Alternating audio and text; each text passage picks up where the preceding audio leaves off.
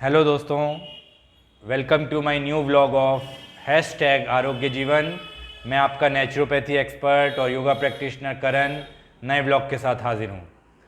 दोस्तों, जिस विषय पे आज मैं आपको यौगिक टिप्स दूंगा, वो विषय के साथ बहुत लोग भारत में अपना जीवन खोते हैं या इतना पैसा उनके खर्चा हो जाता है कि वो बेचारे बहुत प्रॉब्लम में आ जाते हैं। दोस्तों, दो विषय जिसके बारे में मैं आज आपसे बात करूंगा वो है गांठ या ट्यूमर। गांठ या ट्यूमर दो किस्म के होते हैं, एक कैंसीरियस, एक नॉन कैंसीरियस, जिसको इंग्लिश में मेडिकल टर्म्स में कहा जाता है मैलिग्नेंट ट्यूमर या बिनाइन ट्यूमर। दोस्तों, ट्यूमर किसी भी प्रकार का हो, आयुर्वेद या यौगिक टिप से वो 100% ठीक होता है। थोड़ा टाइम लगता है लेकिन शर्तिया ये ठीक होता है।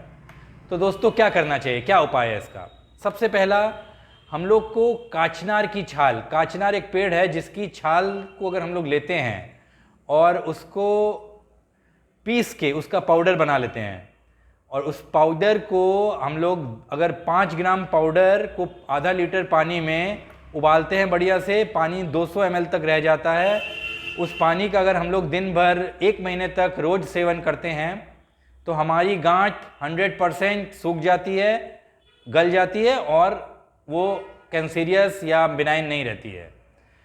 दोस्तों, काचनार की छाल आपको मार्केट में कहीं भी मिल सकती है और अगर काचनार की छाल नहीं मिलती है तो बहुत सी कंपनियां काचनार की छाल को पीस के उसका पाउडर भी सप्लाई करती हैं। तो उस पाउडर को जिस हिसाब से मैंने आपको बताया उस मात्रा में लेके अगर आप पानी में उबाल के उसको ठंडा करके पीते हैं तो आपकी गांठ 100% बॉडी के किसी लीवर, किडनी, यूट्रस, जहाँ भी आपकी गांठ है वो ठीक हो सकती है। दूसरा है दोस्तों करक्यूमिन। करक्यूमिन हम लोग को हल्दी से मिलता है, कच्ची हल्दी। तो दोस्तों, हम लोग बहुत सी हल्दी नहीं खा सकते, इसलिए हम लोग कच्ची हल्दी को अगर उसको घस के उस दूध में मिला के अगर पीते हैं तो भी बहुत ही लाभदायक है। कच्ची हल्दी की सब्ज़ी हम लोग बना के खा सकते हैं, कच्ची हल्दी का अचार। तो कच्ची हल्दी को हम लोगों ने अपने डाइट में, जिनको ट्यूमर डिटेक्ट होता है, जिनको गांठ डिटेक्ट होती है, उनको कच्ची हल्दी का सेवन ज़रूर करना चाहिए।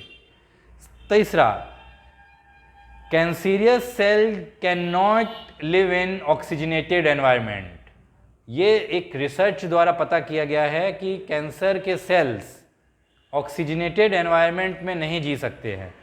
अगर हम लोग की बॉडी के अंदर ऑक्सीजन की मात्रा ज़्यादा होगी तो कैंसीरियस सेल्स उसी में नहीं रिवाइव कर पाएंगे और मर जाएंगे, उनकी ग्रोथ एकदम खत्म हो जाएगी। तो उसके लिए आपको रोज भस्त्रिका प्राणायाम करना है। भस्त्रिका मतलब इनहेलिंग, एक्सहेलिंग, सांस लेना और छोड़ना।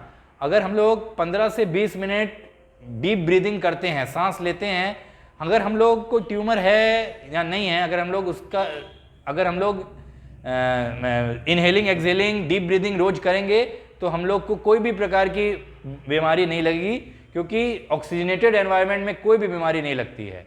चौथा और लास्ट पॉइंट है दोस्तों, हम लोग को अपने खान पान में मीठा, नमक और घी बंद कर देना है, क्योंकि कैंसीरियस सेल्स का खाना ही होता है स्वीट्स। तो अगर हम लोग प्रोसेस्ड स्वीट जैसे चीनी, सादी वाइट चीनी को अपने डाइट से, या कार्बोहाइड्रेट मतलब आलू और चावल को अपने डाइट से एलिमिनेट कर देते हैं, तो कैंसीरियस सेल्स को उनका खाना नहीं मिलेगा, उनकी ग्रोथ बंद हो जाएगी, वो अपने आप मर जाएंगे। तो दोस्तों, ये 4 चीज़ों को अगर हम लोग फॉलो करते हैं तो हमारा बिनाइन और मैलिग्नेंट ट्यूमर 100% 2 महीने के अंदर सही हो सकता है और हम लोग अपने पैरों पे फिर से खड़े होकर अपनी नॉर्मल ज़िंदगी बिता सकते हैं। दोस्तों, अगर आपको मेरा व्लॉग अच्छा लगा हो तो प्लीज़ डू शेयर, कमेंट और लाइक ज़रूर करिएगा। Thank you.